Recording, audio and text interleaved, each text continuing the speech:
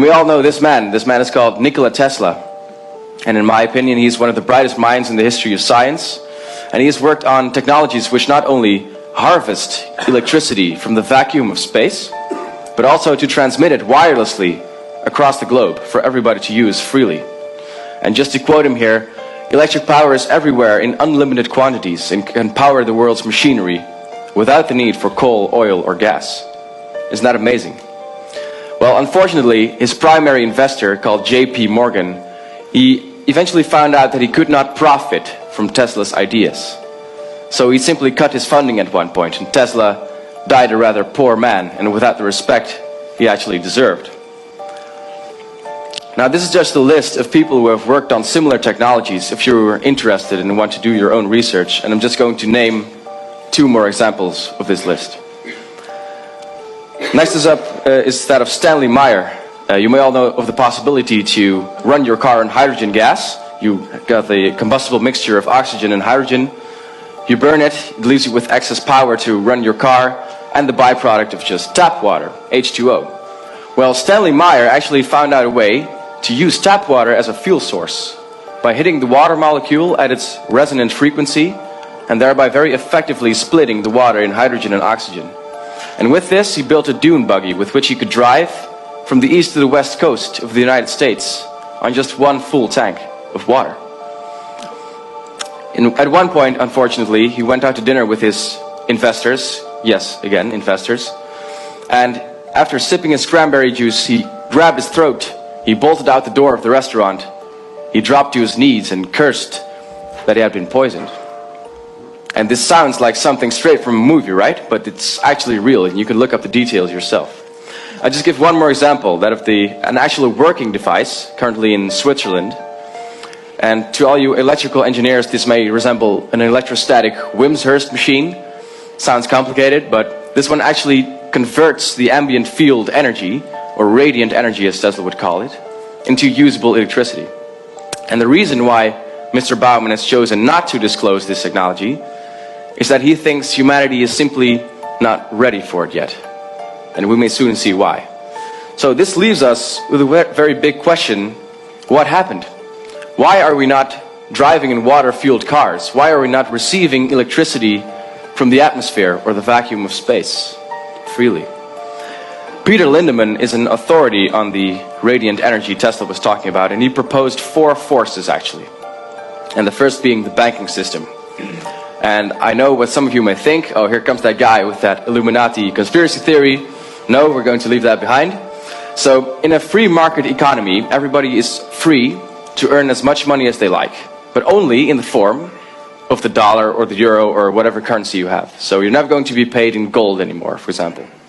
So if I would have a system with which I can raise my own capital without borrowing it from a bank, the control of this banking system is lost.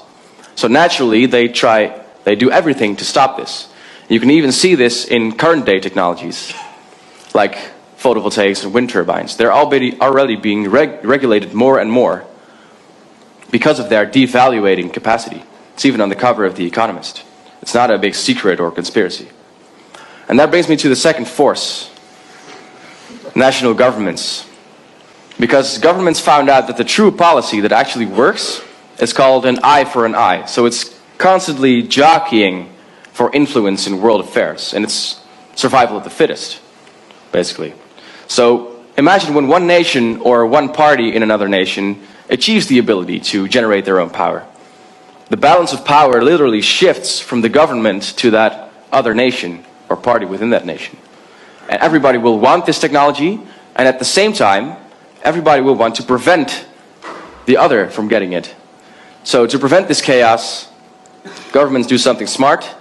They issue a restriction on any patent or invention that can give an opponent an advantage over the government in power generation. It's called invention secrecy, and it's still going strong, as the Federal Agency of American Scientists says.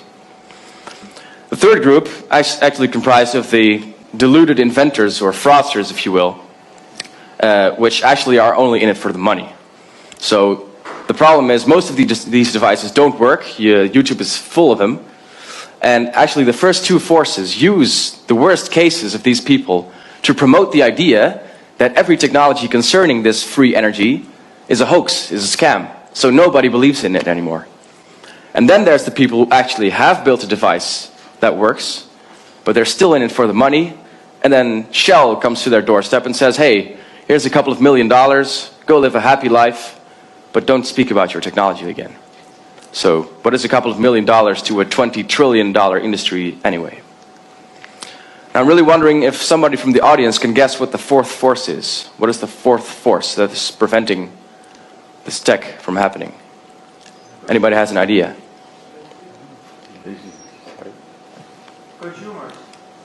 Consumers. Exactly. It's all the rest of us. It's you and me.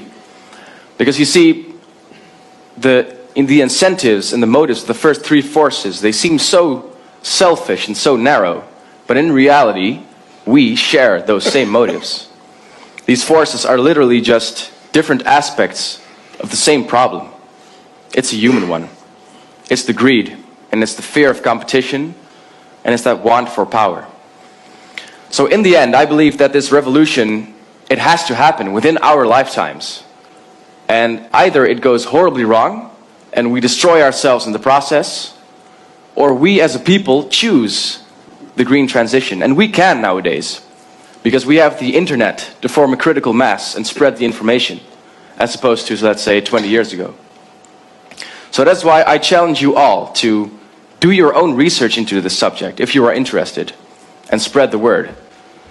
Because it is up to us to develop this technology that is already there. And the first three forces are not going to help us with this. And I would like to close with this. The true basic need of every human, I don't think it's water, it's not food, and it certainly is not money. I think it's energy. And that is why my hope for the future is a world in which energy is free for everybody. Thank you very much.